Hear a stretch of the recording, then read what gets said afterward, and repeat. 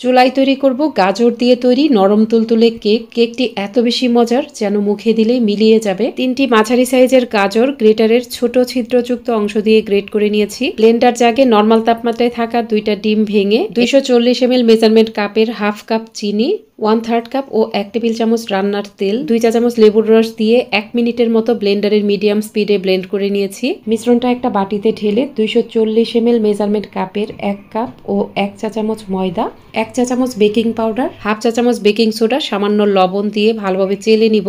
অবশ্যই এখানে baking powder ও baking soda দুটোই ব্যবহার করতে হবে। ব্যাটারটা ভালোভাবে মিশিয়ে নেওয়ার পর এখানে 1.5 কাপ পরিমাণ গাজর কুচি দিয়ে দিলাম। সাথে হাফ টেবিল চামচ কিশমিশ দিয়ে ভালোভাবে মিশিয়ে নিলাম। 6 ইঞ্চি একটা কেক মোল্ডে তেল ব্রাশ করে একটা কাগজ কেটে দিয়ে কাগজের উপরেও তেল ব্রাশ করে এখানে কেকের ব্যাটার ঢেলে দিলাম।